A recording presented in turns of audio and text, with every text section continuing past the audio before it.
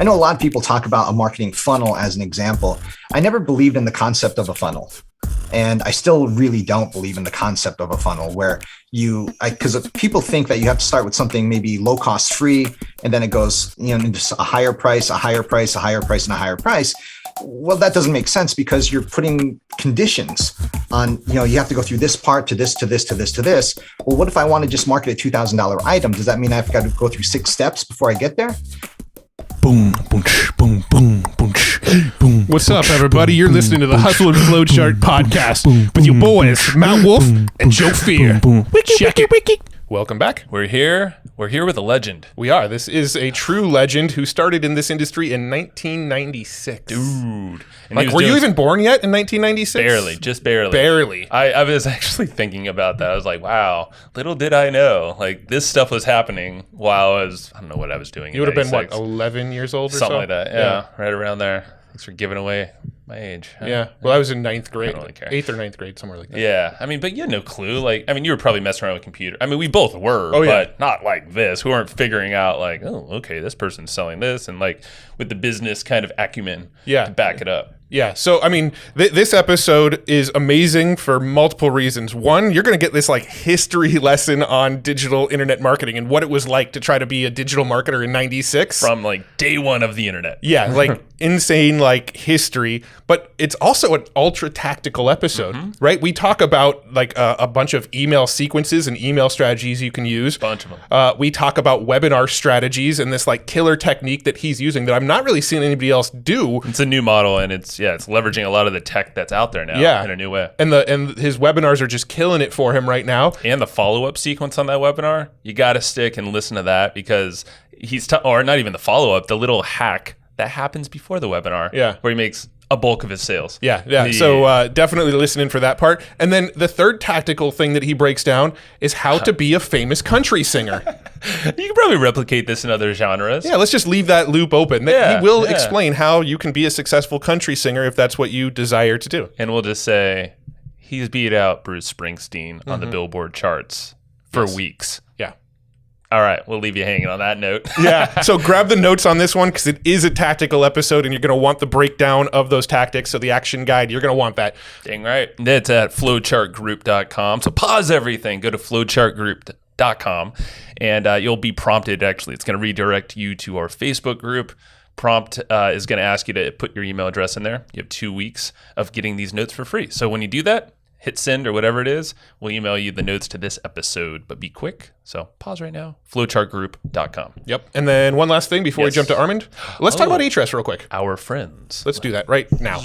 Hey, I want to tell you about something. What's that? Dude, Ahrefs, the tool we've talked about forever because we use it a lot in our business. They have a free version now. No way. They do. No way. Yes, it's called Ahrefs Webmaster Tools. Wait. It's legit. Okay, hold on. Let me... Nice fake typing. I went to ahrefs.com/AWT. I went to ahrefs.com, and you should too. ahrefs.com/AWT. There's an A before all that. ahrefs.com/AWT. Yeah, so we said it about 100 times, so now it's subconsciously in your brain. So I went there, and this is blowing my mind, Matt. This is crazy. I'm looking at the page right now. It monitors the SEO health. Tell me more, Matt. Why is this important? Why should I?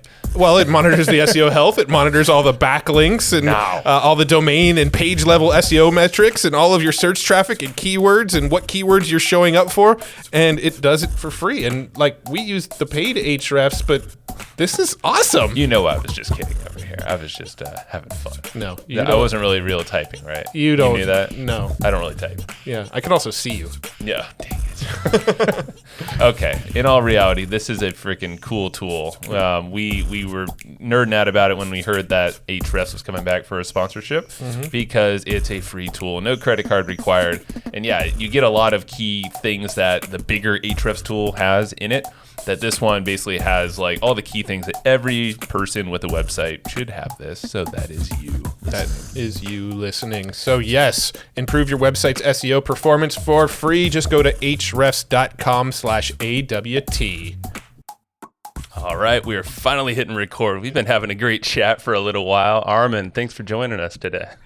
Thank you. Thank you for having me. Yeah, man. So we attempted to do this yesterday. Had some had some storms out your way, but I'm so stoked that we were able to pull this off again fast. And shout out to Sharon Worsley as well for making this happen. Got to give her some love here.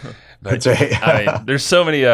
It's your history is just phenomenal, and it's just fun to finally connect with you because you're not someone that we've ever actually met or came across cross paths, and you're in the East Coast or West, and but there's so many mutual friends I feel like we have over the years. And you made it sound like there's an East Coast West Coast riff. Maybe there is. It's like the rappers, right? We're gonna have to have a rap contest. Signs and all that, but. Yeah, I mean, I'm actually scared of you because you got the Taekwondo, you're world ranked and all that. So, but it's an honor to have you here because you've been a mentor to the greats that a lot of us have been mentored by. People like Russell Brunson, and I mean, I'm just thinking of there's a lot of friends that have come through the show, and they refer to you all the time. Yeah, and I was saying yesterday when we were chatting for a few minutes that I Googled your name, and the first thing that popped up for me was Russell Brunson saying that you're essentially the reason for his success. So make fun of him. Pretty cool. We got to keep saying that. If I keep saying that long enough, then everyone's going to believe it. It's almost true, right? Yeah. I probably made that website and put it up there on purpose. You should have. It's what, 96, I think, right? 1996. Yeah, I mean, I started way back in 1996, and it was a kind of a different thing back then. And the way it happened was I had started a company previously to that 10 months earlier. And I started a telecom company, believe it or not, that was to compete with AT&T, MCI, and Sprint way back then. And so we did that, and we got a certain number of customers. It was pretty good. And we ended up selling it to another company within 10 months. Wow. It was kind of great, but that was one of my first lessons in business. And the one was don't sell your company for stock. You never know when you get paid, if at all, right? Exactly, because there is a 2-year reserve. And at the end, I actually have a certificate that I have hanging up on the wall with the total value of that transaction being at 1 cent. Oh, no, boy. Look at all that work I put into this. So, yeah. So I was sitting there at that time, again, in 1996. And what happened was, everyone was talking about the internet. No one knew too much about it, but Bill Gates said this one thing, and that is, if your business isn't on the internet, then your business is going to be out of business. And I'll never forget that. And I'm like, okay, well, I got to get on this. And so I jumped online, and I did like anyone else did back then. You had this little AOL disk that you put in, and you got an account, and then someone told me that day that, well, that's not really the internet. So I grabbed another disc and I put that in, and that was Earthlink, and that got me on the internet, and another one. And I had like 4 internet accounts because I had no idea what was going on. Internet accounts. But the funny part is this was all within the first 2 hours of being on the internet. You're a fast mover. I like it. But that morning I started searching for everything, right? It's like, what do you do? I finally called someone that I knew, and I'm like, what do you do? What are you supposed to do on this internet thing? And they said, well, you get online and you search for stuff. And I'm like, who is going to sit there and search for things all day long? And I'm like, this is never going to work. So, but throughout that morning, as I started searching for things, after I searched for is Elvis alive, or are aliens real, and all the important things. Then I found one company that was a competitor of mine in the telecom world, and I noticed that they were selling stuff online.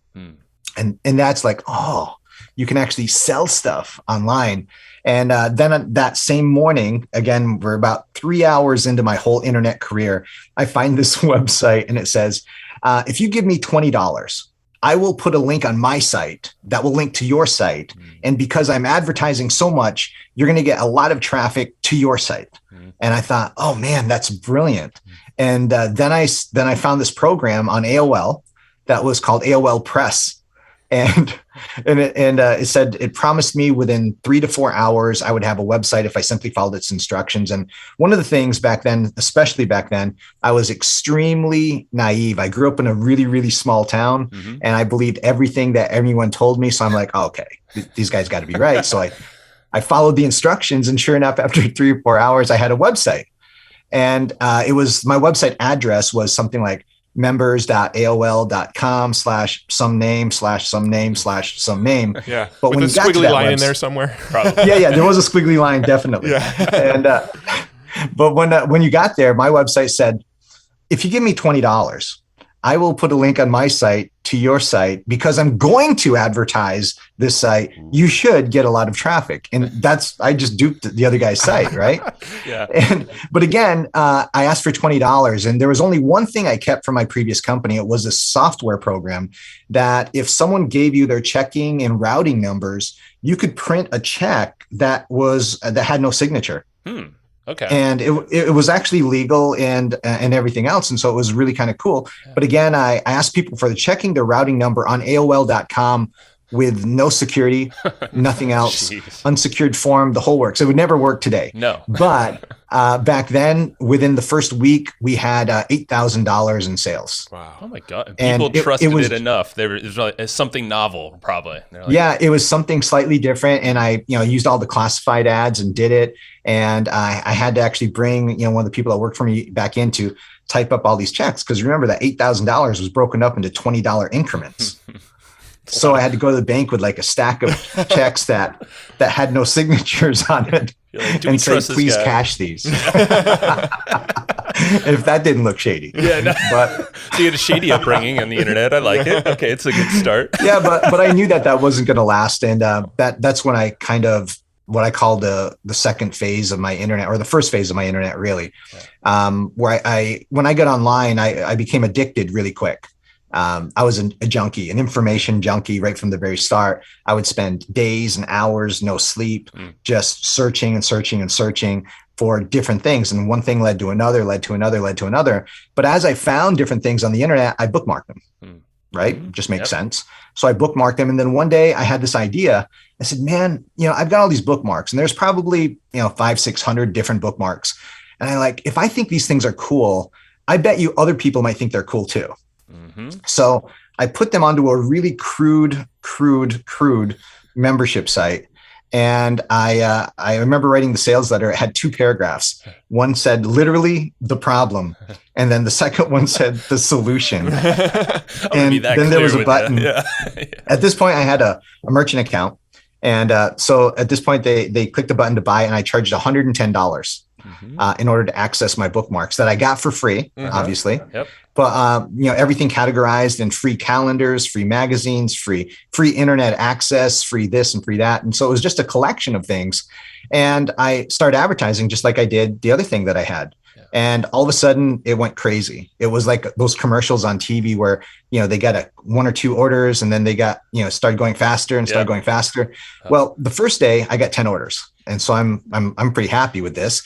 10 orders, $100, it's like $1,000. The next day, literally the next day, I had over 100 orders. Within the next 7 days, I had 1,000 orders that had come in. So I made over $100,000 in the first 7 days of this. Over the course of the next 12 weeks, and I know it's exactly 12 weeks for a reason, but over the next 12 weeks, I had over 35,000 orders. Again, to this membership site for free stuff that I just kind of categorized and put into a very crude membership site. You were curating before I was curating. Google. Yeah. Yeah. I mean, I looked at it this way. People would always ask me the question is, why would people buy things that are free that they get on the internet? And my answer would be, why did people buy encyclopedias? Everything in an encyclopedia you could get for free, you could learn for free, but it was the one-stop shop, the convenience of having it all in one place. So, but at that 12th week, here's where it really came into play here, and where everything kind of ties together is that I got a phone call from my merchant account company, and I had already called my merchant account company, told them that, hey, we're getting a lot of orders. Well, I just want to let you know that this is happening. So I did warn them ahead of time. But I get that last call and they said, Mr. Morin, I said, yes. They said, you processed a lot of money over the course of the last 12 weeks. And I was so proud. And I'm like, why? Yes, I did. And they said, well, we have to shut you down. We don't believe this. Yeah, exactly. It's like, first of all, we think basically they said they thought I was a scam. So they sent a private investigator down to my office. So that was the first thing. Second thing is they told me was that they went into my bank account and took half the money out. Oh my gosh. So we processed about $4.2 million. at that point. And they went in. Now, remember this, I just did something that the internet and the world had never really seen before. We were literally on track to do $155 million that year. And, wow. So half of that money, though, I had affiliates, half went to affiliates, and they went ahead and went in and they took the other half. And so I'm left with basically nothing at this point. That's right. With a private investigator in front of me. That's fun. So they sent this private investigator down to my office, and he looks around. He's like, "Where's your inventory?" I'm like, "There is none. It's digital. They get access to the site." And I had to explain that to him first. Yeah. And then when I explained to them after, he said, "Well, how much would it take to get me access to that?" And so he ended up buying it before he left. You're like, I'm not going to give it to you for free. You just took all my money. Yeah, I'm not giving it to you for you. They already shut me down. Yeah. I mean, I need your cash. Yeah. So, wow. but that was the greatest thing. Oddly enough, at the time, it was horrible. Yeah. They shut down my merchant account, and when they shut down your merchant account, you get on this blacklist, so you can't get another merchant account for a period of time. And so now I knew that you could sell stuff on the internet. I knew kind of how to do it in a very rough way. But now it's like, what do I do now? So I started researching, and I found out, I wanted to find out, how do you process credit cards without having to get a merchant account? Is there a way to do this? Now, this is before PayPal. This is before all these different companies, before ClickBank and many of these other companies that exist now. And so, but even back then, I found that there was about 70 to 80 companies that did this, that allowed you to use their merchant account. They charge you a much, much higher fee, of course, but you could use one of their merchant accounts, and then you could start selling again. Yeah. And so what I did was I put all this down into an ebook. Yep. And when I was putting this, now ebooks at that time were a lot different than today. Right. Ebooks back then were like a compilation of HTML pages wrapped in a program. And you would open up this piece of software on your computer, and you would kind of scan through it. And that's basically what an ebook was. So it wasn't like a simple PDF like today. Right. In fact, back then you kind of looked down on a PDF, really.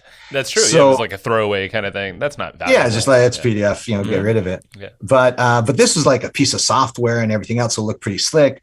But the problem is you had to get the piece of software. So I found one piece of software I used to make this ebook, and it did everything I wanted to, but not quite. So I bought a second ebook software, a third one. And then I had that thought I think a lot of people have throughout their life, that if someone could take all the bad things away from this stuff and make one that had all the good things, they could probably make $1 million. And so I said, well, I guess I could do that. I mean, why not? Yeah. Let's just give it a shot. Because again, I'm naive, and I believe that you could probably do this because I know nothing about programming, but let's make a piece of software. Well, I know your upbringing. In some research, I think that was your mom's doing, right? Like, she kind of gave you a lot of that input of like, yeah, you could do this if you worked hard enough, and your dad had that kind of opportunity. My mom and dad didn't grow up with money. My mom was from the Philippines. My dad's from the US. And, she said, she basically told me, you can do anything as long as you want it bad enough. And obviously as long as you put in the work behind it. So, and I believe that, and so I said, well, let's give it a shot. Let's try it out, and so I found this company in Yugoslavia. I paid them the last money that I had, $5,000, made this piece of software. And now I had this ebook. I had this piece of software. I sold the ebook and I sold it for $19.97. Now, the interesting part about that ebook is that when I sold it, it sold about $30,000. Oh, not quite 30,000, but a little bit less than $30,000 a year for the next 10 years. That's pretty nice. So, yeah, that one ebook, and that was great. But that software, though, the software was the key, because after I put out the ebook, I then started marketing the software, and I kind of did this a little bit differently. I said, I don't have a list. That was the first thing I realized. I don't have a list of people. I need someone to market this software. So I did a search online of all these people with newsletters. And I contacted everyone with a newsletter. I figure if they got a newsletter, they have, 5,000, 10,000, 20,000, maybe more people on their list. And I wrote them all a message, very simple message. I said, hi, my name's Armand Morin. You probably don't know me. I wrote an ebook called Take Online Payments, but I just made this brand new ebook software. Here's a free copy of it. If you like it, I'd appreciate it if you would promote it to your list. And here's even a link where you can get paid as an affiliate for it. And I just sent it out, and I sent it out to 500 people. Wow. And again, this is all manually done. Yeah. It wasn't like in bulk. There wasn't really a bulk way to do Didn't it back really have then. that. Yeah. Mm-hmm. Yeah. So we didn't have that option. So out of that 500 people, 178 of those actually signed up to be an affiliate and promoted that ebook, the ebook software, I should say. How did that go with affiliates? Because I know most affiliates don't do too well.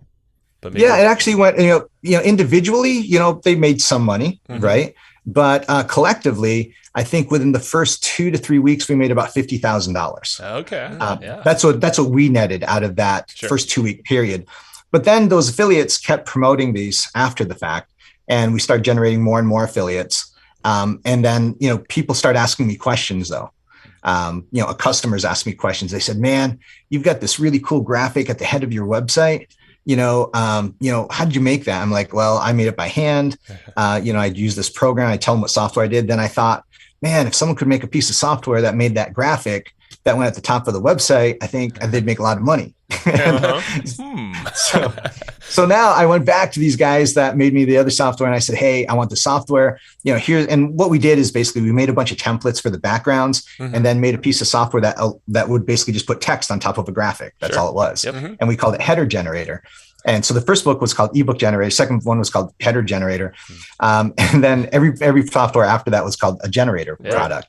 But one of the coolest softwares that we made was what most people know as an e-cover graphic today. That e-cover, the term e-cover graphic was just a term that actually late night, me and you guys probably know of him at least, a guy named John Reese came up with. Oh, yeah, of course. We were talking late at night, and he's like, man, what are you going to call it? I'm like, I don't know. He's like, well, why don't we call it e-cover graphic? I'm like, oh, yeah, that sounds good enough. Let's use that.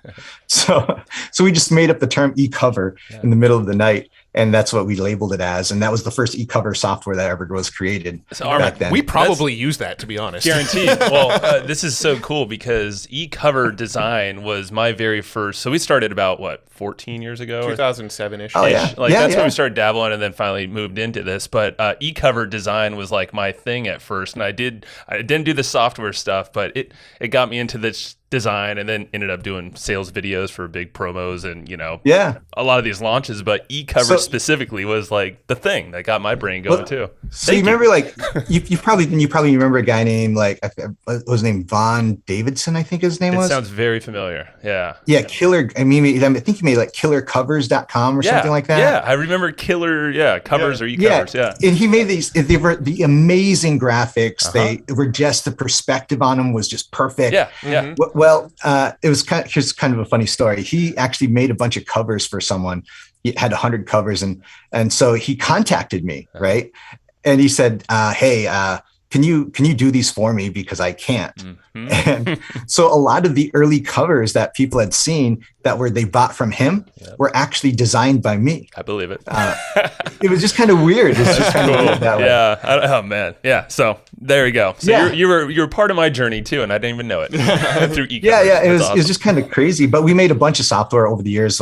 One of the most popular ones was we made one called Pop-Up Generator. Okay.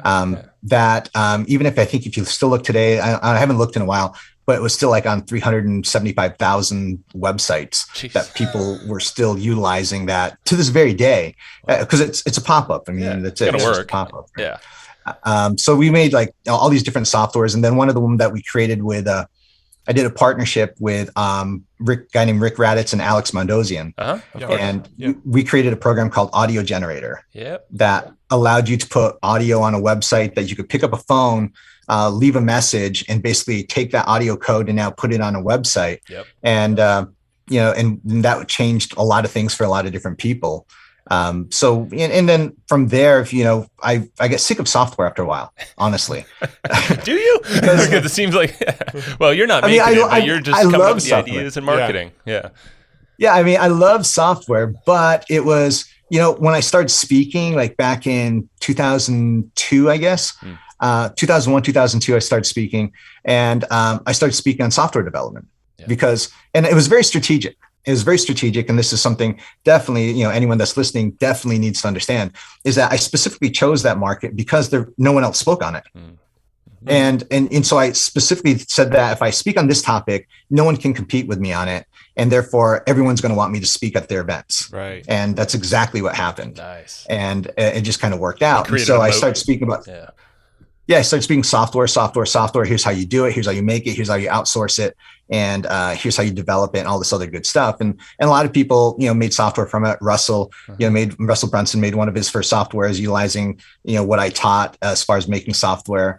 And just a lot of other people, Ryan Dice had utilized and made some software in the early days, utilizing the techniques that I taught and stuff like that. So it was just really kind of interesting, but I got kind of sick and tired of talking about software. So I gradually, every time someone asked me about it, I would switch the conversation into, well, let me tell you how I market the software. Let me tell you how I did it. Let me tell you how I wrote the copy. Let me tell you how I did this. And then I just gradually kind of migrated a little bit towards the teaching of marketing strategy rather than software development. I still do software development today. I still have plenty of big projects that I'm working on and things of that nature right now, as far as software goes, much more advanced levels now, but it's still software. And I really, really enjoy it. But now a lot of my time is spent teaching people what I learned or figured out how to market the software or market their programs, market their courses in just different ways. Or a lot of it is, me helping people, now speak from the stage. Yeah. Well, and I know teaching them how to do that. Yeah, and something I saw is like your greatest, the thing that's brought you the most success is sharing what you've learned or how you do things with others. And, that led to, I'm assuming, you ran what big seminar it was called back in the day. And that seemed like that was like the big, and I think this was before we actually came around, but that seemed like maybe it was like the traffic and conversion of the time, it was. I mean, at that first big seminar, it was just kind of interesting. It was, my very first big seminar I did was in 2000, I think it was 2001 or 2002. And, but the first guy that was in there at the time was, and then we'd known each other, but first time we met each other was right there. And it was in Texas, in Dallas. And it was Frank Kern. And so I walked in and me and Frank was the first time we talked. And then the second person that came in was John Reese. And then at that event was Alex Mondosian, Joe Vitale was there, classic, couple, I can't think of some of the other people. Jeff Walker was still working a job back then. Cool. He was still in the stock. Jeff Walker, Jeff Johnson was there as well too. Yeah. There's just so many people that were just there at the very first event. And then that kind of grew from there. And then, I had different people speak that I, got to know better. Good friend of mine now, his name's Jim Edwards. And Jim Edwards turned me down to speak at that event. He said, this is what he said. And he said, hey, no one's ever going to buy a course, a high price course from a stage like that. I mean, people just aren't going to do it. And he always kicks himself now looking back at Times have changed. Yeah. Well, what was it? Marketinguniversity.com is also another thing. And that's the longest running online coaching program for internet marketing. Right. What? Yeah, we started, originally it was called AM2 way back in the day. I started it back in 2000, oddly enough, 2002. And it was with Alex Mondosian. Okay. So it was AM2 is because Armand Morin, Alex Mondosian squared. Gotcha. I gotta tell him that we just had Alex on the show pretty recently, and he's such a cool guy. Oh, that's funny. Yeah. So I'll bring him up. Yeah. So Alex was one of the actually, I hired Alex in the beginning to write some copy for me because I was starting a hosting company way back when. Yeah. And that's how we met each other. I contacted someone who said, call this guy. And then I connected with Alex and we just started talking and we got to be good friends. And we, had several different companies together, including again, back then AM2. And then eventually, Alex wanted to go one way. I wanted to go another. I said, okay, well, let me buy you out. And so what happened is I said, well, let's change this up. Let's change this a little bit. And I always had this name, Marketing University. And I'm like, how am I going to use this? And it's like one of those domains you just buy and hold on to. And hopefully someday I'm like, yeah, let's just change everything over to it. And so I did a complete rebranding and we had Marketing University. But everything that we do now is through this one type of program called Marketing University, and where we teach everything that I learn on a day-to-day basis. So if I learn something brand new, I teach it inside of there. So it's this big, massive library of all these trainings and courses, and also it's a chance where people can come to my house and things of that nature as well too. That's cool. Right. Now I'm really curious, before Facebook ads, before Google ads, before YouTube, before all the stuff that we have today to drive traffic, what were you doing? I mean, I know you did affiliate marketing eventually, but before you even got into the affiliate marketing stuff, how were you growing this curation platform and these things that you were doing? Because 1996 internet, when I think back then, to me that was like CompuServe and bulletin boards, and it was, and that was about it. Like video didn't even exist yet, really. Yeah, you're absolutely right. It was the bulletin boards. It was the various places. AOL had several different bulletin boards. In fact, you guys have heard of like the Warriors Warrior Forum. Oh yeah, Warrior Forum. Mm-hmm. Well, the Warrior Forum wasn't actually the Warrior Forum way back when. It was actually a place for spammers could get together and buy spamming software to spam the message boards inside of AOL. Had no clue. Didn't know that. That was the very first. In fact, my original ID was actually 92. that was the 92nd. I was the 92nd person. Wow. But yeah, back then we would post to forums, message boards, any kind of classified ad sites that you would have. And then if you were smart enough, you would have an affiliate program in order to get this. And you would invest a lot into your affiliate program to get other people to help you promote, because that was money that you just didn't have to spend. Mm-hmm. And, and I think a lot of people kind of gotten away from that now. They don't push it as enough. Where they make it into something. I think some people do, with ClickFunnels. I mean, they do a pretty good job as far as promoting. They got a lot of people promoting that through it. But typically in most of the time back then, it was like 25 to 30% of our total sales was all through affiliates. Wow. Okay. Yeah. So it was a pretty good chunk of it. And then the rest of it obviously was us. And, but also it was a matter of diving in and making sure that the people knew all of your different products. Where I know a lot of people talk about a marketing funnel as an example. I never believed in the concept of a funnel. And I still really don't believe in the concept of a funnel where because people think that you have to start with something maybe low cost, free, and then it goes, into a higher price, a higher price, a higher price, and a higher price. Well, that doesn't make sense, because you're putting conditions on, you have to go through this part to this, to this, to this, to this. Well, what if I want to just market a $2,000 item? Does that mean I've got to go through 6 steps before I get there? So I always looked at it like a pipeline, and meaning that as people come through, consider like a pipe with like holes in the top of it. Sure. So as people come through, you can just drop an offer in front of them, no matter what it is. And it doesn't matter if it's a $37 or $27 offer, a free offer, or a $2,000 or $3,000 offer. It just didn't matter, because you already pre-qualified them because they purchased something from you already. Okay, so they're in the pipeline, but they already purchased a piece of your software, or maybe in your coaching program or something.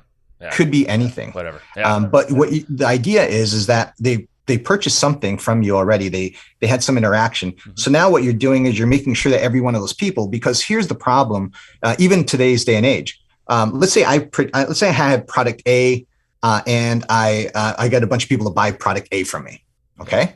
So I got product A, and then all of a sudden I promote product B, and I get a bunch of people to buy product B. And now the idea should be to get people from product A to see product B, which is easy.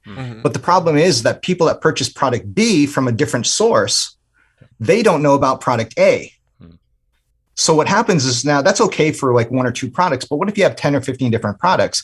How many people didn't hear about all of your different products that you had? So what happens is you're missing out on that. And so there's got to be a system in your email marketing, your follow-up system, to introduce the products that you've done previously to the people that have purchased, the current products. Does that make sense? Oh yeah. Yep. So you instantly, without actually having to market anymore, you turn that $100 customer into a $500 customer, a $1,000 customer, or even higher, for that matter. Yeah. So how would you implement a strategy like that now? Like, would you lean on your email marketing strategy and follow-ups and triggers and stuff like that?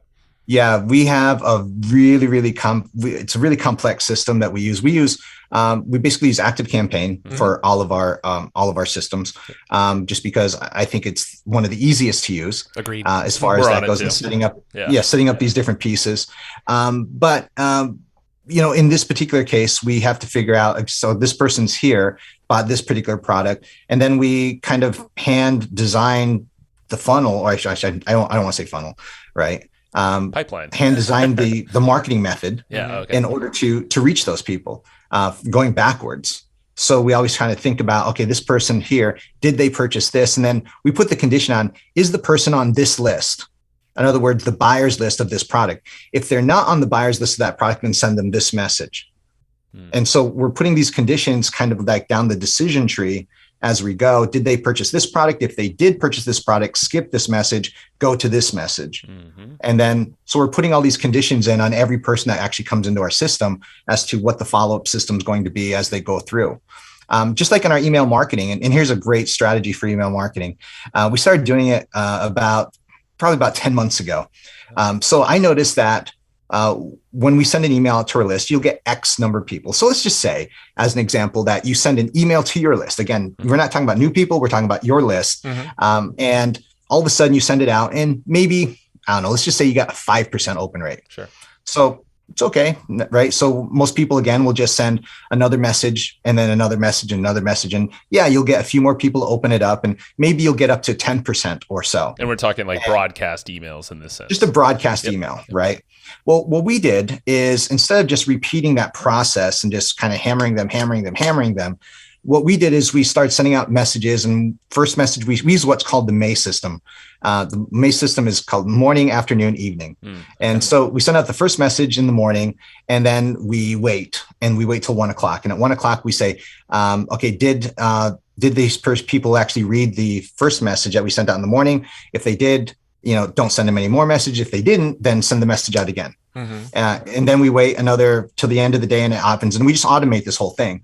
So then we carry it throughout the rest of the day. And then if they didn't, again, pick up by the end of the day, then we start the next day. But at this particular case, on the next day, we go back and we start thinking, okay, did they open up the first message before we send the second message? So if they didn't open up the first message, we think about the angle that we used on day one. And then we try a different angle on day two to try to get them to open again. And we go through that 3 times. And then we're trying to get them from stage 1 to stage 2. Stage 2 is basically, if they opened this already, then we start the second part of the sequence. Okay. And then we changed where we're focusing, they opened it, but the question now is, did they click on the link? So before you're focused on the subject line, of course, optimizing the angle there to get the open first. Well, we already know those people. If they went to stage 2, we know they opened it. So we don't need to focus on the subject line. We just need to focus on the body. Got it. Yep. So this focuses our attention now on the body, and we can say, okay, how can we get them to click this? Do we need to put a button? Do we need to put a link? How can we emphasize to click on that link more in order to get them to that next phase? And then stage 3. So stage 1 is, did they open? Stage 2 is, did they click? And we will keep them in stage 2 until they click. And then if they move on to stage 3, which is they went to our website, now it's focusing on the actual message in the actual body of the sales letter itself. Did we sell it the right way? Did we have a different angle? And so stage 3, we start changing up why they should buy and the reasons why they should buy this versus something else. And then we'll continue that through until we can get them to click the buy button on the sales letter. And then we start going through the next phase. Did they click the buy button, but did they buy? Yeah. Does that make sense? Yeah, no, I think that puts like a nice little framework around like, how often should I mail in a day, right? That's a common question, is should I mail once a day or more? But it's if somebody doesn't pay attention to the first emails, then they're not really paying attention. Why are you worried about mailing them more? Right. Well, here's the thing is that if it's like, well, aren't you spamming your list? That's what someone asked me. I'm like, well, no, because they didn't see the first one to begin with. Right. So to them, this is the only message that I've sent them that day. That's right. And also, let's be honest, they opted in, so it's not spam. You're okay. Yeah. You're doing right by them anyway, so it's all good. And if they unsubscribe, and first of all, if they unsubscribe and you notice, then your email list isn't big enough. Very good point. Yeah, that's true. They're leaving. It's probably not a bad thing, It's more exactly hanging around. So I want to shift away a little bit and talk about webinars, because I know you have a system that's working really, really well for webinars right now. So I'm curious if you can break that down for us. Yeah. So obviously everyone's probably attended a boatload of webinars over the years, and they're pretty much the same. for the most part. You opt in, you go to the webinar, and probably the only difference today is that there's variations. And what I mean is there's the traditional webinar, which is just a PowerPoint, and that still works to this very day. Then you have kind of like a hybrid, meaning that you have the PowerPoint and, with like a Zoom where you have the little image, to the right of it or to the left of it. And you have the little tiny image of the person. Yep. But then you have the third phase. And the third phase, I think, is the more important phase where I think webinars have come to maturity where you're literally switching like you would a movie, where here's your PowerPoint, here's me live, here's the PowerPoint, here's me live. And you're just kind of taking over that whole screen type of idea. And whether it be showing the PowerPoint or whether it be showing you or showing something on your screen, either way, but it's more of a movie type of idea, more of like a documentary, if you will. Yep.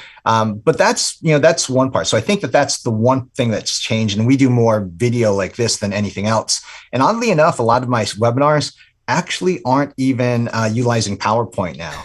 What I use is Google Docs, and I just outline what I'm teaching them for their notes. And so I'm just talking and having a conversation with them, just like I'm having with you guys right now, except what we're doing is we're outlining what it is and then combining that with actually demonstrating to them online what I'm actually referencing so they can actually see it a little bit better. So that works really well, but you have to be pretty good at knowing what you're talking about. Right. But the biggest change that we did was an experiment that I did a few months ago that was a total game changer. And that's this. So typically a person does a webinar, and let's say they do a webinar on Wednesday. So now if I want to do a webinar next Wednesday, I have to build my opt-in page, of course, and then wait till next Wednesday in order to see if my webinar is going to work or not. We changed it. What we did is we said, okay, here's our opt-in page. I said, hi, my name's Armand Morin. I'm doing this webinar next week, blah, blah, blah. You should be on it, and go ahead, fill in your name and email address. And then what happens is they opt in, of course, right? Well, on the next page after they opt in, I have another video, and the video says, hi, my name's Armand Morin. Thank you so much for registering for the webinar next Wednesday. You're going to get an email with all the details. But while you're here, I have something special that I want to share with you right now. And you probably already guessed that at the end of the presentation next Wednesday, I'm going to make an offer.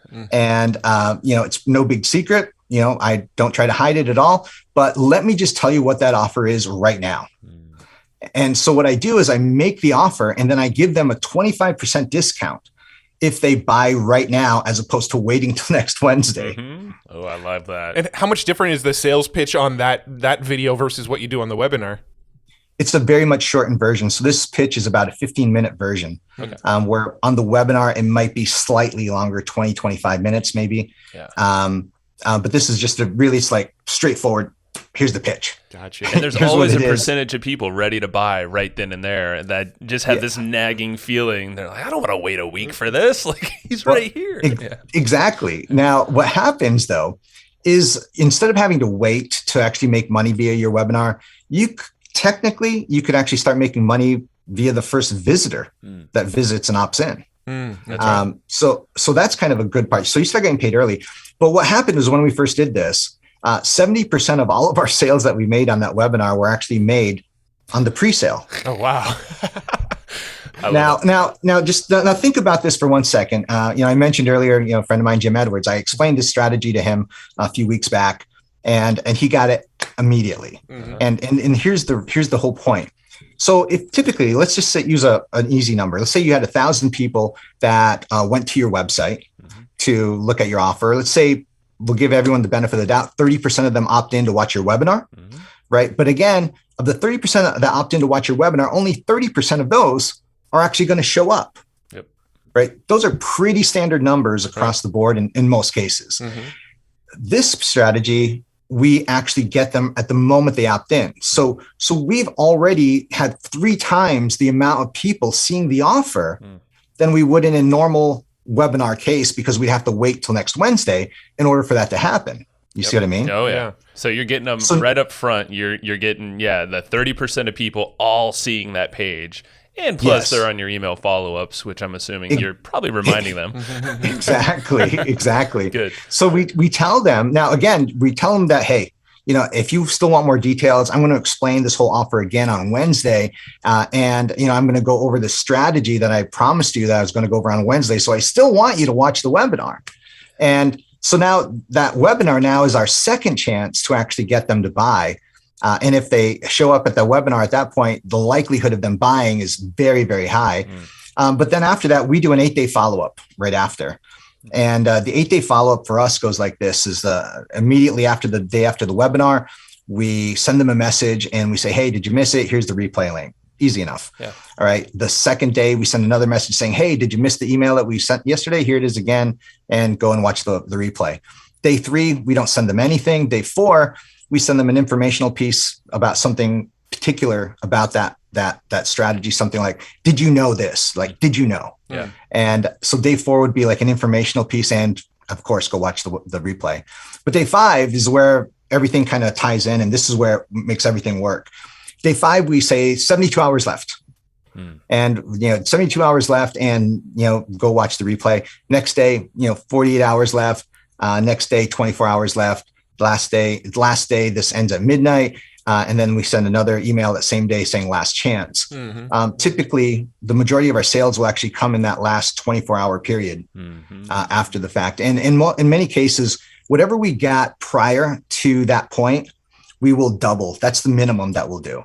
So if we get 100 sales by that point, we're going to double our sales in that next 24-hour period. Yep. But in many cases, we'll multiply it much higher. I typically average between 4 to 5 times what I got originally before that point.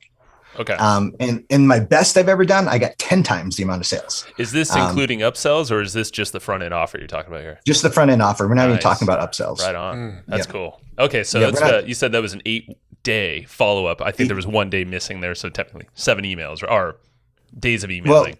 Well, actually it's 8 days, because we had day 1 where we send them. Day 2, did you see it? Day 3, we did nothing. Day 4, did you know? Day 5 was 72 hours. And then 48 hours, and then 24 hours. And then the last day was the 8th day. We sent 2 emails on that last 8th day. Gotcha. That's it. Yeah. Is there a day of the week that you find best? I know you used Wednesday as that example for the webinar. I just threw that out. Oh, okay. Webinars, webinars I would typically do on Tuesdays or Thursdays. That's my preference. Okay. Now, are you a fan of doing the webinars live, or are the webinars automated? Yeah, I prefer an automated webinar because you can just set it up and feed the beast. Just with traffic, and I think it's great. I'm not opposed to live webinars. I love live webinars. No, I totally agree. I was just curious if you were like every week jumping on live webinars, or I mean, we're fans of automation as well. It's not my preference, because I always think about this. I guess a lot of it is what I still think as a speaker, right? It's like, I'm going to be gone. I'm leaving Friday. I'm going to be back Sunday or Monday. Right. So those days aren't good for me anywhere in there. So Tuesday is going to be the first day that's available, and that's going to be good. But also Tuesday and Thursday is going to be your best days. Wednesdays, and this is kind of old school thinking. I live in North Carolina in the South, and in the South, typically on Wednesdays is a big church night for a lot of people. So I've always just kind of avoided doing things on Wednesday, and I also do my webinars at night. I like doing my webinars at night as opposed to during the day. Some people like that 3 o'clock spot. I think it's the worst time ever. I think that if you want to do a webinar, you're going to do it 8 o'clock or 9 o'clock in the evening, East Coast time. Yeah. Well, it makes sense too, because if you do have people that have day jobs that are, coming to you because they're trying to break free from their day job, that's the time to get them. Yeah. They're hustling. Yeah. Well, speaking of that, so Armand, thanks for sharing that. I know you mentioned earlier, I think it was prior to recording, your schedule is kind of crazy, but you have a great handle of it, and you have a productivity system. I think we'll direct to, there's a specific video about your postcards. I think it's part of your YouTube challenge that was super, super cool. So we'll just direct them there, but I'm kind of curious of how you look at your schedule, because it seems like you're super hands-on with all of your business. And you love it. Yeah, I mean, I'm kind of one of those, I'm different. In a good way. Yeah. But the reason I say I'm different is because, unlike maybe a lot of marketers, I actually do write my own copy. I actually do design my own graphics. I do probably 80 to 90% of my own programming. I design my own websites. I do everything, right, regarding that. So my team that I have is primarily meant for support, to support me. And so, and the reason I do these things is, a lot of times, am I the best one to do it? I think most of the time I am, because I can do it faster than other people can. And so that's one of the things I always think about. Can I do this faster than other people? And can I get it done? Or is it going to take me longer to explain it to somebody than it is for me to actually do it? Sure. So there's that aspect of it as well too. But there's a lot of other things that are just maintenance things that I have other people on my team actually do that doesn't really involve me. But my schedule is different than most people because I don't adhere to a normal schedule. For me, my day starts typically, let's just take today. This morning I woke up at 6:30, and I went to, Taekwondo practice, right? I go to Taekwondo practice at 7:15. I typically there about an hour and a half roughly. Then I come home, eat, depends. Then I immediately go upstairs and I start, the morning is my day from like say 9 o'clock to about 11:30. That's my time to kind of decompress and kind of get a handle on my day. Meaning I'm going to check my news at that time. I'm going to check, the things that I just, need to check on a daily basis that I enjoy. Yeah. So I'm going to do those things, and then I'm going to start working on some of the projects that I might be working on myself from the day before that aren't finished yet. So then at 11:30, this is where we handle our customer service. And the way we do our customer service is a little bit different. I have a lot of coaching clients. So, and I allow most of my coaching clients, especially my high-end clients, to send me an unlimited number of emails. They can ask me any question they want. They can ask as many questions they want every single day. And I have a lot of coaching clients. So how do I handle all that? It's very simple. Every day at 11:30, they send all their emails in prior. And then during our call with my team, they read them. They send me a list of them, and I read them back the answers. And I just kind of dictate the answers back to them as to what to say, and then they send them out. So that takes us about, usually 30 to 45 minutes or so. So then after that, I can now start my day for the most part. That's when I kind of consider it started. And so after that, at 12:30, maybe 1 o'clock, I'll just continue working my things. Most of my calls are around 3 o'clock to 4 o'clock. If it's a training call or if it's a coaching call or something of that nature, it's going to be around there. So between 12:30 and that time, I'm going to do my, work on my projects. If I'm working or programming or designing a new website or researching something, a lot of it is research, finding out, sometimes it's me figuring out how to do something. Sure. And so that's one part of my research, or it's figuring out, okay, price points or, or something new maybe that we're figuring out, or just building something during that time frame. Yeah. So then at 4 o'clock, I typically will do let's just say my coaching will be at 4 o'clock most of the times, either call-ins with in group calls that we'll do, or what we'll do is I'll do live trainings. Typically 1 to 2 times a week, I'll do a live training for my team, and everything I do is always recorded. So it all goes into my members area. So that makes it easy for me to have this massive archive of all the different things I've said over the years. Wow. But then, at that particular point, I have at 5 o'clock. So 5 to 6 is where I kind of relax a little bit. Usually I eat dinner about 6:30. After dinner, let's say roughly 7:30, then I'll kind of hang out with my family a little bit. They go to bed early, fortunately. So they go to bed at, let's say, around 9:30. Yeah. Then I start shift number 2. Here's the crazy part. And this is the shift number 2 is where I get all my stuff done. Oh. So the day is like just, whatever I do during the day, it's like I get done. That's fine. I'm okay with that. Yeah. But starting about 9:30, 10 o'clock is when I actually get all my things done. So around that time, I get to work. No one's bothering me, of course. No one's talking to me. And then I'll typically work till 3, 4 o'clock in the morning. Okay. Oh. So a lot of times I might have only, maybe 2-3 hours sleep at night. Wow. But, during before dinner, I might take a nap, or sometimes in the afternoon, if I'm tired, I'll lie down for like 30 minutes, just take a power nap. Yeah. And so I'm not one to think that I have to have like my 8 hours all in one shot. I just figured that I have a very simple philosophy, is that you sleep when you're tired and you wake up when you're not. That's a good. I love the philosophy. Yeah.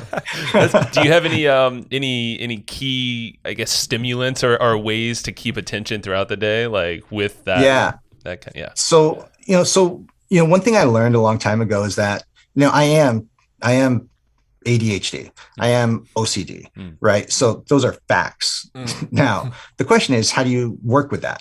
Yeah. And how do you know what that looks like? And how do you progress knowing that your brain is going super fast and your attention span may span out? Well, I know that my attention span will span for about 45 minutes to maybe an hour, roughly, depending on the subject. But then it's not that I'm tired. I'm not physically tired. I'm not mentally tired. I'm just tired of that one subject.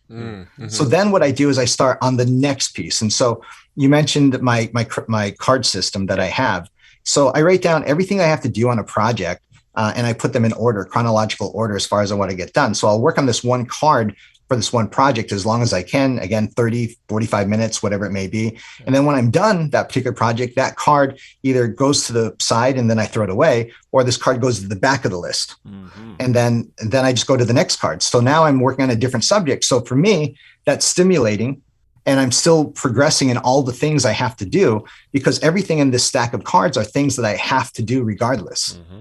So I'm just focusing my energies in different ways. And then when I'm done with that, I put that to the back, and then I come back to the front again. I like it. And so it just kind of keeps on rotating around, if you will. Oh, that's really smart. I like that a lot. Yeah, and I believe what you said, everything's in priority order. So for each card, you can't go to step 2 unless that first part's done. So it keeps you totally focused. But yeah, I love the whole switching thing, because it's easy to have that seep throughout your day. And if you're just not feeling it for whatever reason, it's gonna affect your work, and yourself. So, and then when you switch it up, it causes your brain really to reset. You might be blown out, and you might be frustrated even on that one subject, but then when you switch it up to thinking about another angle. So for example, if this is cards about programming and I'm stuck on this one particular issue that I just can't get my head around, then I push that to the back. And maybe this one is to make a logo for something, which causes a different part of your brain to work, where it's more creative. And now you can kind of let go of that other part, and you're kind of resting that portion of your brain. And then you're allowing yourself to move forward. So you're just kind of, I think, maximizing your time and doing it that way. And then, at some points, you need to get up and walk away, and you need to, go outside or do whatever you do, jump in the pool or something like that. Man, that's fun. Have that option. Maybe slip a card in there sometime. Like pool time. All right, got it.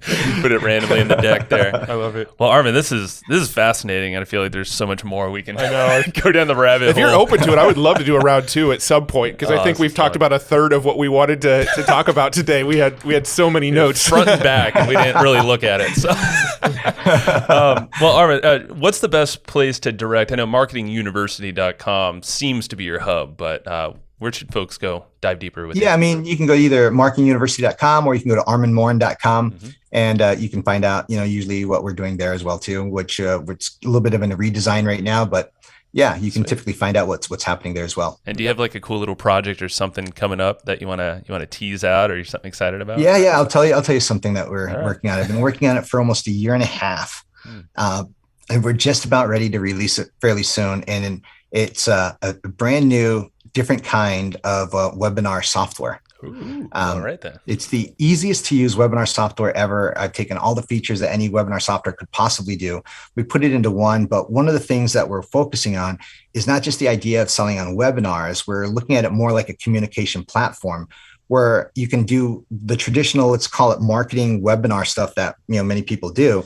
But then you're going to have that second piece also, where you have that multiple person kind of like Zoom aspect as well too, where you can choose to do a webinar, you can choose to do Zoom, or you can choose to do a hybrid type of model. That's a kind of a little bit of either one. And then it will do live webinars. It will do pre-recorded webinars. It will do hybrid webinars, where you can do part of it live and part of it pre-recorded. So there's just so many different features that we put into this, but it's taken us a year to really put it all together. And hopefully in the next, I'm hoping 30 days to maybe 60 days, we'll finally get it out there. Ooh, right on. Very cool. Cool. We'll keep a lookout ourselves too, because we're always trying to stay up with the new and noteworthy things that are relevant, man. So, and one last shout out. You've got a book called Success Leaves Traces too. So I want to make sure we shout that out. You can find that on Amazon. Is there a better place to get it than Amazon, or is Amazon the best? Amazon's probably the best place to get it. And what that book is really about is, it was a conversation late one night with actually John Reese. And John and I used to talk a lot late at night, because we were the only people up in the middle of the night. So we talked to each other, and he said, man, you got to write down how you think, right? Because you think a little bit differently. And so I took what goes through my head in a couple seconds, when I'm looking at an idea or a project, and I broke it down into steps and how I reverse engineer anything for that matter. Whether it be, for example, when I first learned how to program, I put myself into a situation where I promised a class that I would have a membership site WordPress theme in the next 48 hours for them. Wow. The problem is I didn't know how to program. Put that promise out there and figure it out. Yeah. So I forced myself how to learn PHP programming in order to make a membership site theme and make that all work for them within 48 hours. And now I can program, a lot of different things. Oh, that's cool. But learning things really fast is just how I think about it. But it's all about reverse. It's not about how smart you are. What it is about knowing the steps. And so, things like you observe everything that's actually gone on first. And then what you do is you reverse engineer it. Mm-hmm. You can see the steps. I always think about when I first went water skiing. When I was a kid, I wouldn't say I was a kid. I was about 15, 16 years old. I was dating this girl and her dad says, "You know how to water ski?" I'm like, "Oh yeah, I definitely know how to water ski." Yeah, I didn't, but, I love it. But so I get into the water though. I get into the water and he thinks I know how to water ski. I don't want to embarrass myself. But I always remembered when I was about 9 or 10 years old, I watched this guy water ski when we went camping with my grandparents. And I always watched what he did. He always sat in the ground, he sat into the water. He made sure the rope was tight and he made sure tips of the skis were up. Yeah. And he always kind of pulled on the rope whenever the boat started going. So I'm like, I just have to do that. That sounds pretty simple. And so I did that. And now the interesting part about this, this is my first time water skiing. This guy has no idea that I don't know what I'm doing and I don't want to let him down. Yeah. Right. So he thinks I'm a pro. He thinks I know exactly what I'm doing. I've done this hundreds of times. You sold yourself. So he takes me out close to this power dam.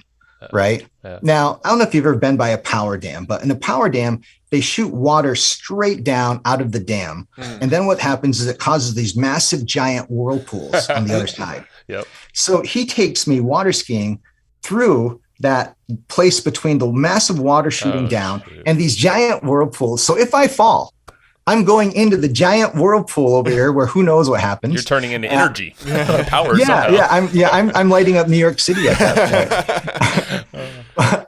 But the point is luckily I stayed up. That was the good part. But it was the point of I observed everything that was going on and then executed it in a certain order, a chronological order, in order to get it done. And what this book, Success Leaves Traces, does is that anything that you want to do, you can reverse engineer it. You can see what people have done. You can then take the steps. And if you do it in the right order, in the right steps, you can replicate the results without ever having to know exactly how to do it, the actual ability to do it.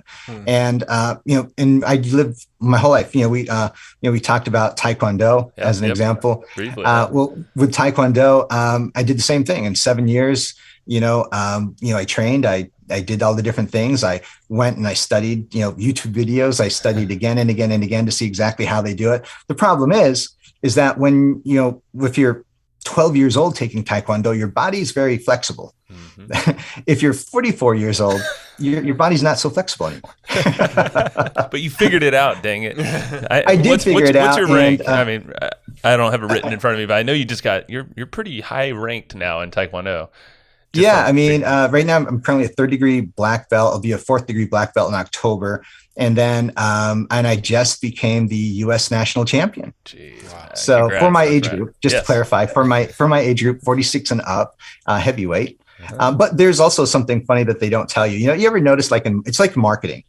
It's like the brochure says one thing, and then the reality is another. Of course. Well, what they didn't tell me was that Taekwondo matches, they go by rank. And so you're fighting against someone of equal rank.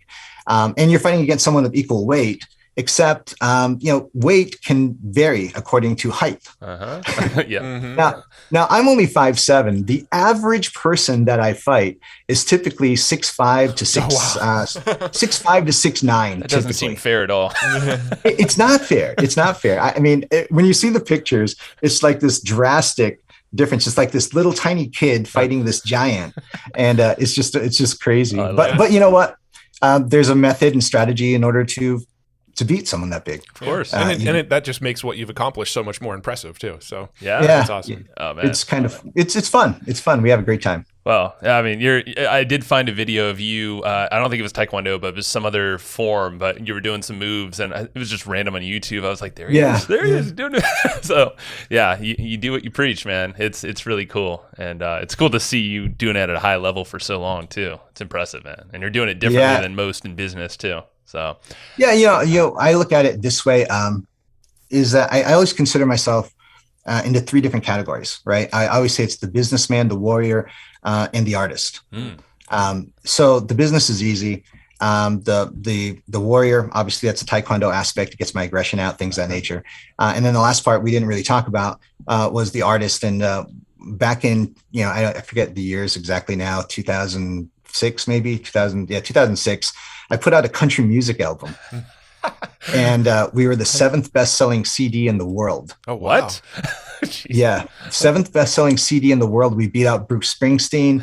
We beat out Rascal Flatts, Toby Keith, Tim McGraw, all these country music artists. Wow. But yeah, and on Amazon, we held the number one spot on Amazon for 4 straight days.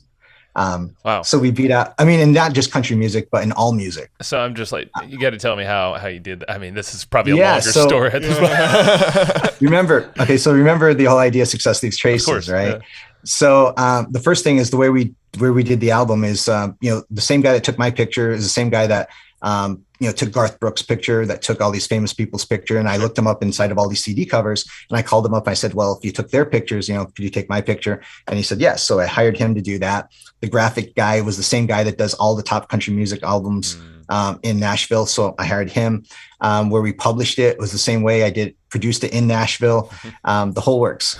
So that was a good thing. We had decent music. We had, great music as far as that goes. Yeah. But then what we did is when we came to launch, I know it's numbers. Okay. It's all about numbers, and it's when you launch, it's how you launch, and everything else.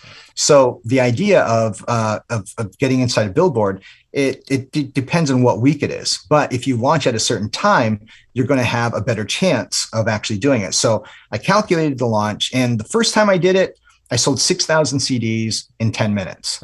And the way I did it was at a seminar of mine. You mentioned the big seminar. Right. Well, I came out and I said, hey, everyone's got alter egos. Superman had Clark Kent, Spider-Man has Peter Parker, and all these different things. And then I said, and Armand Morin has Michael Lee Austin. And so that was the name, Michael Lee Austin, that I used.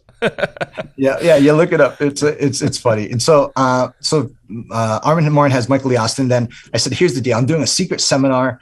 And if you want to come to my secret seminar, you need to buy 100 CDs. Brilliant. So I sold 6,000 CDs in like 10 minutes. But the problem is that the record, I own the record company. So what happened was they didn't allow us to count all those records because they called them bulk sales. And so I didn't think it was fair, but they didn't let us do it. So I waited a few months later, and I waited till I believe it was in April. May when we did it again. So what I did is like, okay, I'm going to do this right. And what we're going to do is I called up all my friends. I messaged them. I sent them a simple message. Hey, I've got this country music CD. I'm ready to promote it. If you could send an email, I'd greatly appreciate it. And I sent it to most marketers that you guys probably know today. And I said, hey, there's nothing in it for you, but if you could, that'd be great. So they sent it out. And within 3 or 4 days, actually, we were the number one bestselling CD on Amazon. We held that for 4 days. Then that week, we were the number 7th bestselling CD in the world, according to Billboard magazine. Wow. We hit number 36 on the country music chart with that CD. And so it was just really kind of cool. And then everyone in Nashville wanted to know how I did it. Yeah. They did. They're like, we got to hire him for every launch. Yeah. So I got to meet a lot of great people in doing that. And so it was just really fun. And that's your artist, a part of you coming out and following your success leaves traces, mindset, and how freaking powerful you can apply it everywhere. But even that name, we went through a process as well too. That name, Michael Lee Austin. I did the research first to see the number one man's name for the last 50 years, and it came to be Michael at the time.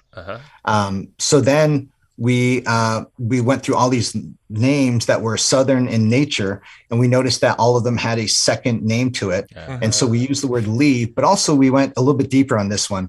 So we started looking at different names throughout history, obviously General Lee and, things like the Dukes of Hazzard, the car, the General Lee. Generally, yep. So we combined that together. And then the last piece is by using Austin, everyone thinks, of course, Austin, Texas. Yeah. Right. So music. And when you put it all together, and also then we matched it up with the total number of syllables with all of the in the last 50 years of country music artists. 5.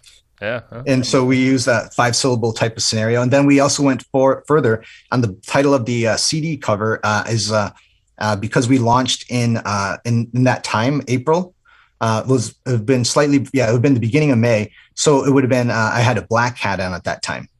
So this black cowboy hat, and the reason is because what most people don't know, but only people that live in the South or people that work on farms know, is that you wear a black hat from Labor Day to Memorial Day. Details. Yeah. And so that black hat, and then if your lunch other times, then you need a white hat as well too. Had no clue, so, but I didn't know that. But it's like all these tiny pieces, you know, that just kind of go together when you put them all together. And it was just like this fun psychological scenario. Yeah, it makes you look like a pro. I mean, you're coming out strong, and you have all the details met. You have a perfect name, even though you haven't been known before in the space. Yeah. Under that alter ego name. Exactly. It doesn't matter. You have the posse around you to support you too. Yeah, and it sounds like it. It sounds like when you hear the name, it's like, oh, I think I heard of that guy before. You get the nod from a couple. Yeah, I'll listen to him. I think I know him. So I'm assuming you were the singer, or were you like the backup singer or something? No, I did. I actually sang. You did? Yeah, right on. Actually, yeah. If you look it up like on Amazon, you'll see it's like me and I have a goatee at the time, and a cowboy hat. Oh, that's so cool. So all right. Cool. Oh, yeah, we'll probably link to that in the show notes so people can check that out who's listening too. Part of me wants to can we get the rights to play a little bit here? That's right. It's kind of funny because I was doing some streaming and people say, well, why don't you use your own music? I'm like, well, the problem is that because it is through ASCAP and BMI with all the songs, Yahoo, YouTube and even Facebook would catch it. Oh yeah. And then I would actually have to go through this, scenario to prove that it's mine. Not worth it. Yeah. Not worth it. Crazy. Yeah, that is crazy, huh? The powers that be now, all these platforms. But I know. Armand, you're a surprise around every corner, man. This is what you said. Yeah, there's so much. Of course, appreciate you, man. So, let's shout some of these links out one last time. Go for it. So we got Marketing University, and we've got Success Leaves Traces. ArmandMorin.com. ArmandMorin.com. Everybody needs to go check those places out. YouTube is great too. You have a lot of great content there, short clips, long clips. So check you out on YouTube. I'm assuming just your name. I think it is. Yeah, just Armand Morin. You'll find a boatload. Pretty easy to go. Cool. Sweet, man. Well, I appreciate you so much. This is fun. This is amazing. Sounds good. It was great to be with you guys. All righty. We'll chat soon, man. I had to take a breath after that one. That was a good one. That went a while. It went a while. Unexpectedly, and I loved every second of it. Yeah. So damn cool. Armand. No, I mean, just getting that sort of like history lesson of like, what was internet marketing like back in 96 when basically payment processors didn't really exist, YouTube wasn't around, Facebook wasn't around. The internet barely existed. Might have been around. I don't even know if it was in 96. I don't think so, because I think that was kind of the appeal of also those bookmarks he was talking about, that launch. Yeah, that's true. He sold bookmarks for, what was it, $100-something bucks. Yeah. And he made $4.2 million off it, selling bookmarks just because it was curated content. And with Google, that's it's Google saw him and saw an opportunity. I think that's my theory. They modeled Armand. There you go. No, it's crazy to me that this is before the payment processors, and like most people were using AOL, CompuServe, Prodigy, those kinds of things back then. So, if you're one of those people in 96 that got on and started to figure out internet marketing, I mean, like, the world was yours because nobody else was doing it. But there was trust issues. Massive. But, there was still enough people to give him that much money and also even trust him enough with their account numbers and their routing numbers so he could print those checks. Remember that? I mean, like, there's definitely a group of people, it seemed like, at the time that was totally fine with paying them with their money or gambling, maybe. Dude, I can't even imagine walking into a bank with a stack of checks that don't have signatures on them and asking them to cash them. Like, you would think no bank would cash those. But different days. Yeah, or, just the fact of having an agent come to your place or an investigator and be like, where's your inventory? Yeah. You sold $4.2 million of what? Yeah. Of air? No. Digital stuff. What's that? Yeah. I mean, back then that was like, people were still feeling the internet. I mean, Michael Lee Austin is Michael Lee Austin. He's a smart dude. We didn't. Yeah, we're not going to play any of the tracks. He told us why, because the powers that be will get us. Yeah, not him, not Armand, or Michael. It's interesting in the music industry because the rights to the music are actually a little out of his control at this point, which is kind of crazy. I didn't think about that, but makes sense. Man, so a couple things that stood out. I think these are going to be probably standalone clips that we make into YouTube snackable whatever things. Yeah. So if you fast forward all the way to the end, you could find these clips on YouTube. We strung you along this far. I wonder if anybody listens to our podcast and just fast forwards to the end to get to this part. Doubt it. Probably not. That's wishful thinking. The email strategy, the fact that that whole pipeline analogy he's using. And the MAE framework, the morning, afternoon, evening. There's that, but also the fact that he doesn't really believe in funnels, which it's very interesting if you think of a guy that's been studying and also, or not studying, but teaching internet marketing, doing internet marketing, and also teaching some of the greats like Russell Brunson and all these other, I know Wishlist member came out of Stu McLaren. Yeah. That came out of Armand's, coaching I didn't know that. That's I did hear that in a passing podcast. I'm nice. I know there's a million other names. I'm like, I don't know all the names. But it's just like, yeah. And I'm like, he doesn't really show it off too much either on his site. I was like hoping. But if you Google him, he's referenced 4.5 million times. He's doing all right. Yeah. So, but, he's basically flipped the idea of a funnel into more of a pipeline. Yeah. But then we asked him about the email side of it, like how would you actually do that now and execute it? So he gave on that whole that dissertation of how to do email with that whole approach. That's not a funnel but so you could sell like whatever else, be it a $2,000 program or a $500 $2 whatever, and using the May program or a framework. Yeah. And then And then that whole email sequence based off of webinars, open clicks. Well, webinars was like another massive topic. That's the other snackable clip you'll probably find. You know what's interesting about this episode is I think we went into it thinking that we were going to get, and we did. We got that sort of history, that backstory, and we thought that was going to be the majority of the episode. But it actually turned out to be a much, much, much more tactical episode than I was anticipating. Because you got webinar strategies, you got email strategies, you got how to become a country music star strategies. Like it's true. Yeah, we got the inside scoop on how to launch an album and get on Billboard. Yep. And beat out the likes of Bruce Springsteen. It was it Bruce? Yeah, I think he said Bruce Springsteen. Springsteen. Yeah, it's pretty cool. Not sure how you can replicate that now if you wanted to, but I bet the whole idea of how he looked at things, the success leaves traces, his book definitely picked that sucker up. And then he taught his card strategy too. Oh, the one that he was like, you were like, we'll point people to the YouTube video, and then he's like, no, I'm just going to teach it to you. He just started, he pulled it back like an hour later. He's like, all right, here, now I'm going to teach it for you. Yeah. No, still check out the YouTube because I think he dives deeper into the details. We'll link it up in the show notes. Yeah, no, I can see the YouTube thumbnail now that's like how to hack your way to a country music star or something like that, and have like a country singer like little thumbnail and like and us doing one of these like images, Michael Lee Austin or Armand Morin. Yeah. I don't know. Yeah, so that was good stuff. Lots of little snackable things that we're definitely going to pull out of that one. There's a lot. So other than that, I mean, I don't know. It's fun to just.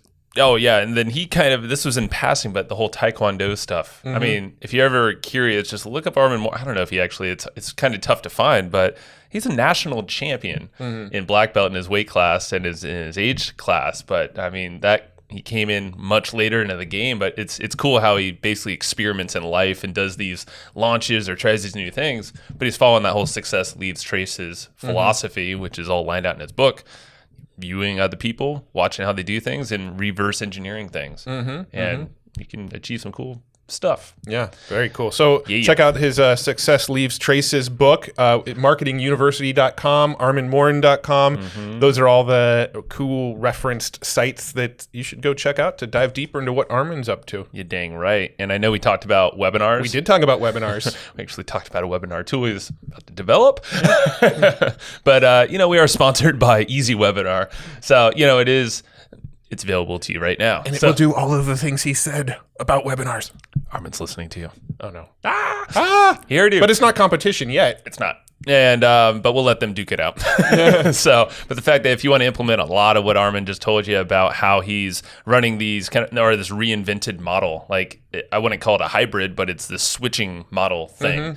I'm sure you could pull that off in Easy Webinar because you have full flexibility with that platform, and you can also integrate with things like Active Campaign and then execute the whole follow-up system that Armand was saying, or do your own thing. It does it all for you. It's super simple. Dashboards, landing pages, all that fun stuff. All that stuff. And they're hooking you up. EasyWebinar.com/hustle.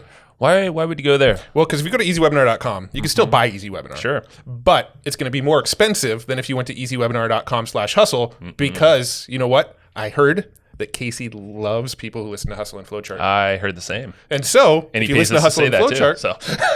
you get a discount. So, EasyWebinar.com/hustle. Fatty discount. Go over there. And what else we got, Matt? We have PodHacker, of course. We mentioned that. I don't know if we mentioned that, actually. But, just go check out PodHacker if you're curious about the way that we structure our business, the podcast, the business behind it, but also a bunch of other folks, our friends. And we're actually probably going to get a studio tour from Armand. Yeah. We asked him because this was before we recorded. The guy, actually, if you're watching the YouTube video, the screen that was behind him was not a green screen. That was like an 80+ inch TV. Yeah, that was an actual TV, not a green screen. He was like knocking. I'm like, don't knock on your TV like that. Oh, careful, it's gonna fall over. I wanted to see him like push in on it so you get that little like ripple color. It didn't do anything. I was looking for that ripple. So, but he has like 4 or 5 different stations around his house. Yeah. All doing different media. His podcast as well. I don't know the name of Armand's podcast, but you can Google it. Yeah. But we're going to get a studio tour from him, ideally, pretty soon here, and we'll share that in PodHacker. And on the PodHacker YouTube Probably channel. on YouTube, too. So check us out on YouTube, subscribe, do all that fun stuff, leave us comments. I want to shout out a couple things that are happening. If you're going to Traffic and Conversion Summit in September, there's a couple things that I want you to know about. So Joe and I are actually going to have a booth for Hustle and Flowchart inside of the...